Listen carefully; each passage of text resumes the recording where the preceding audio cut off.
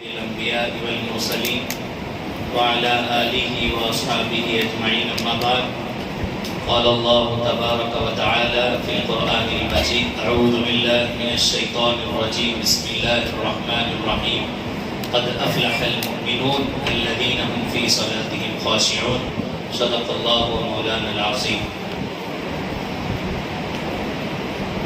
محترم حضرات،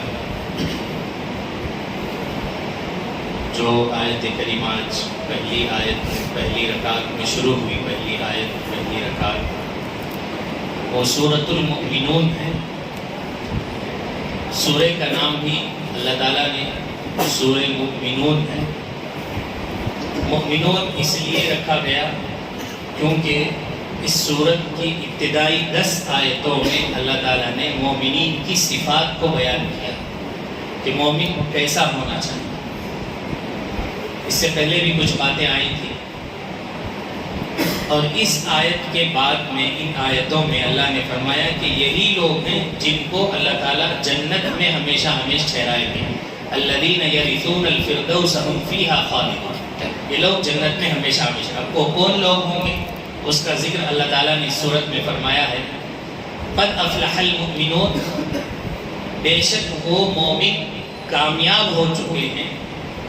الذین هم فی صلاتهم خاشعون، جن کی نمازیں خشوع خضوع سے ادا ہوتی ہیں. خشوع خضوع کس کو کہا جاتا ہے؟ مفسرین نے، علماء نے لمبی تفصیلات لکھی ہیں. سب سے پہلی بات یہ ہے کہ ہم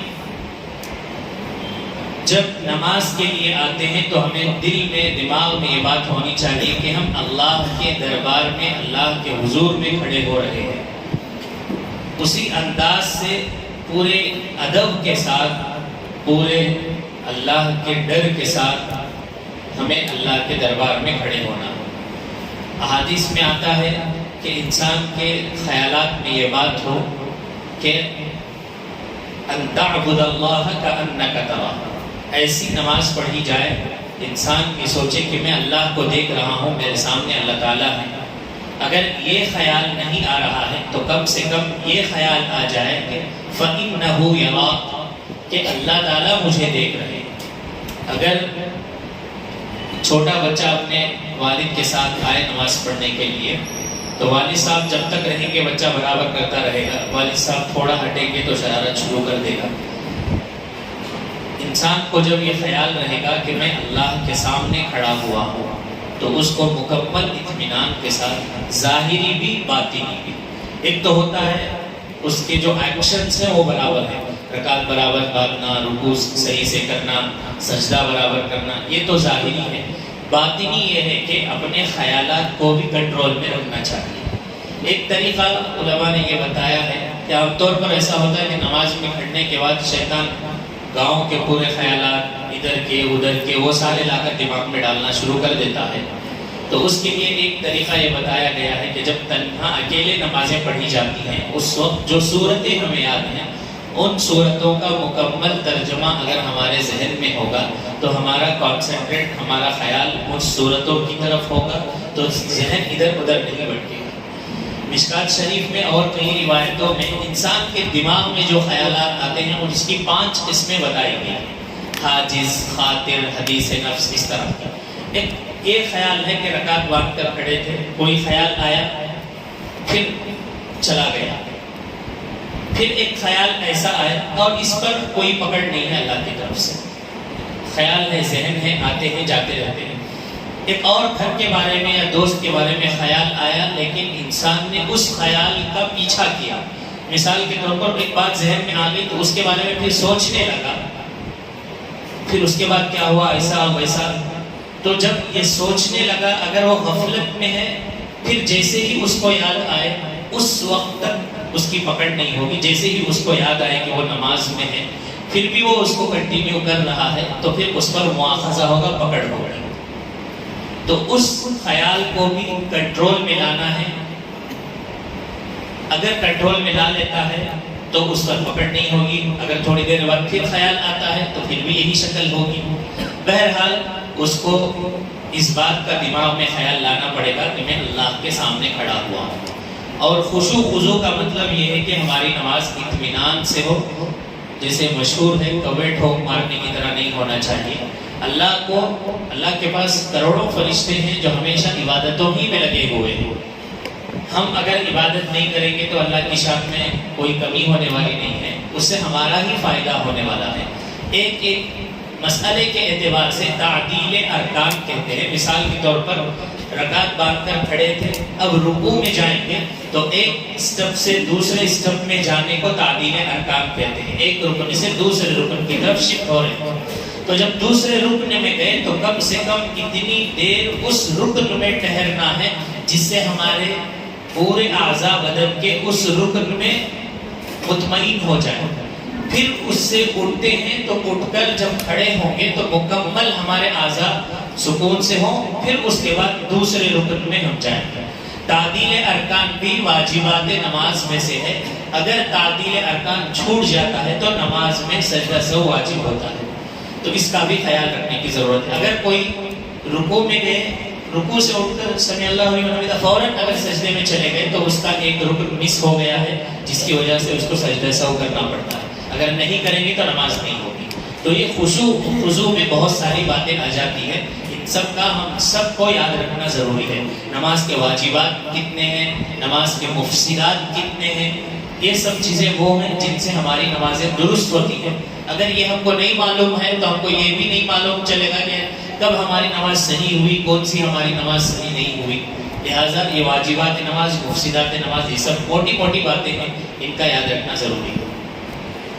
پھر آگے اللہ تعالیٰ نے فرمایا وَالَّذِينَ هُمْ لِأَمَانَاتِهِمْ وَعَهْدِهِمْ رَاعُونَ، کہ وہ مومن وہ ہوتے ہیں جو امانتوں کو صحیح طور پر ادا کرتے ہیں. پہلے زمانے میں یہ ہوتا تھا کہ 500 روپے کی نوٹ اگر کسی کو رکھنے دیتے تو وہی نوٹ دوبارہ اس کو کتنے سال کے بعد بھی لوٹانے کی کوشش کرتے تھے. تو ایسے ہی ہونا بھی چاہیے. لیکن اگر وہ سامنے والا اختیار دے رہا ہے کہ میں 2 مہینے کے بعد لوں گا، ہونا تو تم اس کو استعمال کر لو، تو الگ بات ہے. ورنہ جو چیز دی جاتی ہے ایز اٹ از اسی چیز کو لوٹانا ضروری ہوتا ہے. امانت میں خیانت بالکل نہیں ہونی چاہیے. اور جو اپنے عہد و پیمان ہوتے ہیں، جو وعدے ہوتے ہیں، اس کا پورا کرنا ایک مومن کی خاص علامت ہوتی ہے. اگر مومن ایسا ہے کہ ایک وعدہ کر لیا یا کوئی بات طے ہو گئی، اس کے بعد وہ اس سے مکر رہا ہے، تو یہ مومن کی شان ہے.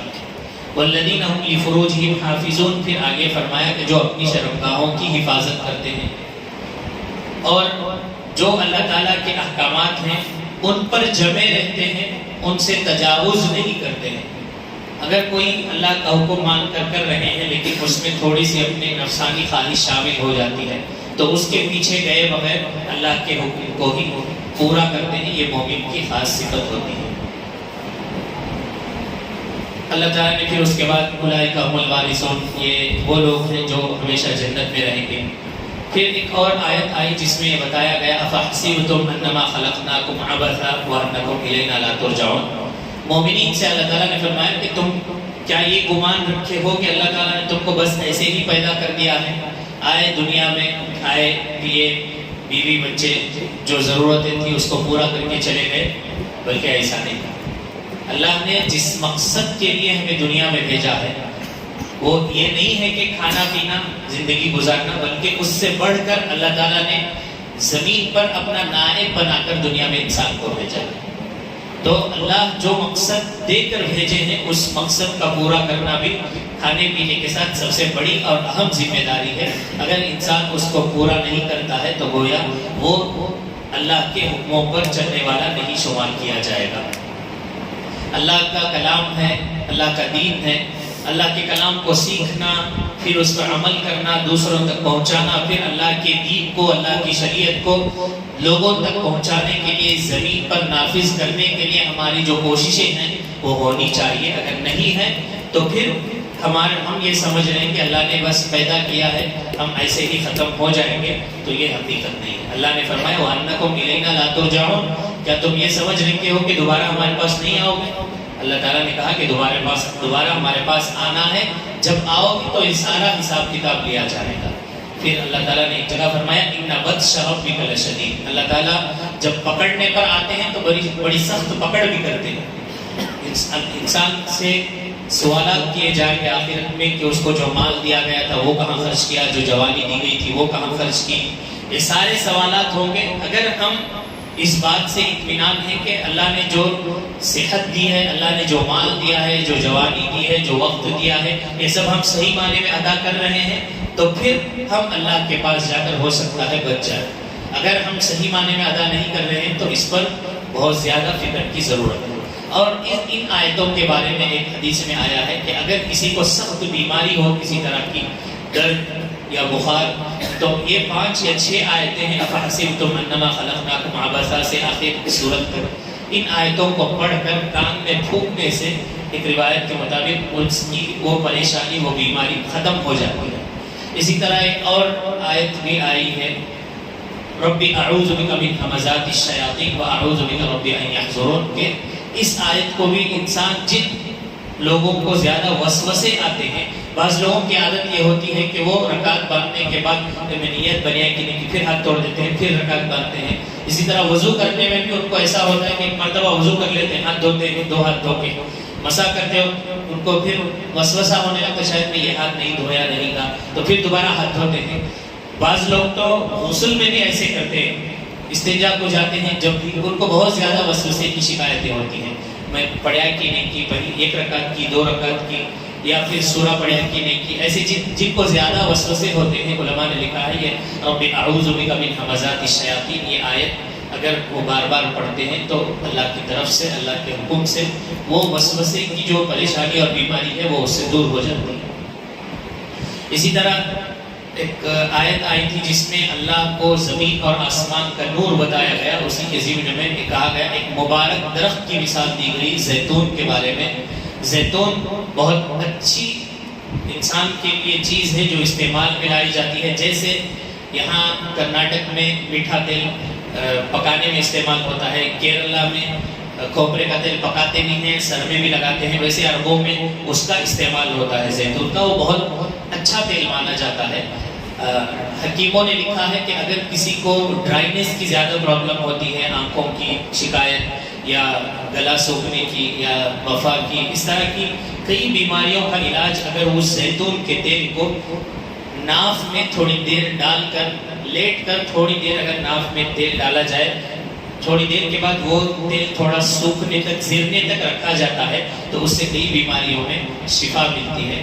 ہم سب اچھی طرح جانتے ہیں کہ ماں کی پیٹ سے بچے کی پوری باڈی میں جو غذا پہنچتی ہے وہ آنت سے ہی ہے، وہ ناف سے ہی وہ سارا کنیکشن ہوتا ہے، اسی سے پوری باڈی کا سسٹم شروع میں اٹیچ ہوتا ہے۔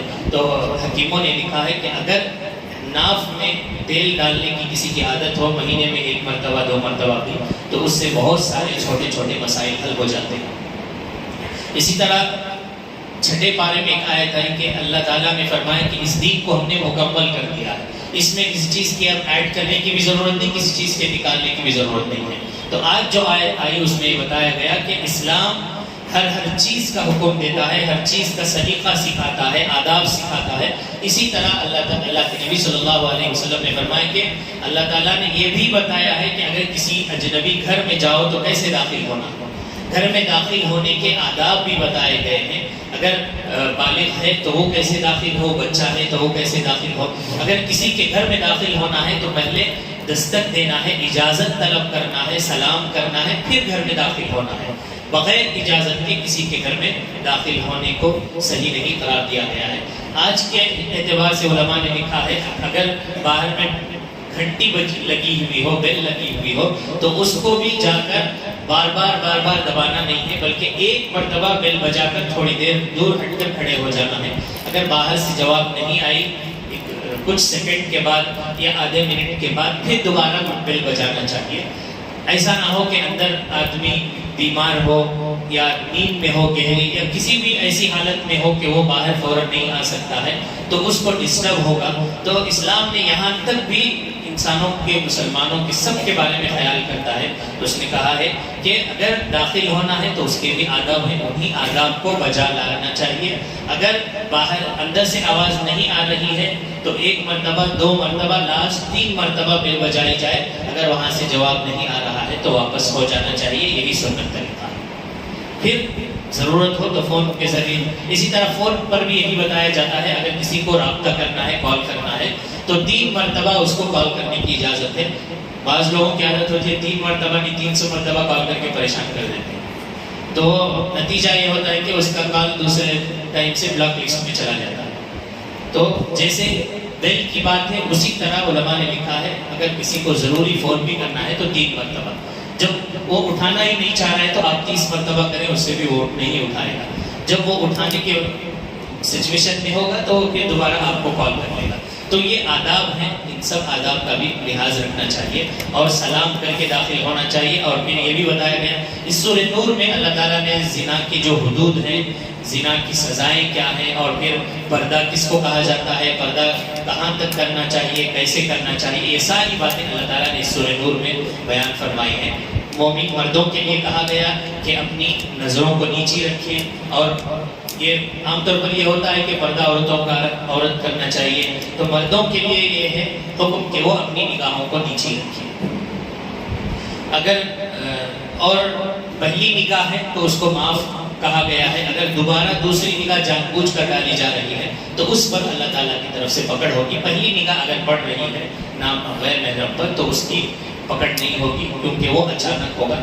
تو مومنین کے لیے کہا گیا ہے کہ اپنی نگاہوں کی حفاظت کریں، اور ان سے کہا گیا ہے عورتوں سے کہ مکمل اگر باہر نکلنا ہو تو اپنے آپ کو بند سور کر زیادہ اور اپنے دوپٹے کے بغیر نہ نکلا کریں، پردے کے ساتھ، پردے کی رعایت کے ساتھ نکلیں. یہی ان کے لیے زیادہ تقویٰ سے بہترین بات ہوگی، یہ اللہ سے ڈرنے والی علامت ہوگی. اللہ تعالیٰ سے دعا ہے کہ اللہ تعالیٰ ہمیں سنی ہوئی باتوں پر عمل کی توفیق عطا فرمائے، اور جو کچھ قرآن کے احکامات ہیں اس کو سمجھنے اور اس پر عمل کرنے کی توفیق عطا فرمائے. سبحان اللہ و بحمدہ، سبحانک اللہم و بحمدک، ونشہد ان لا الہ الا انت، نستغفرک.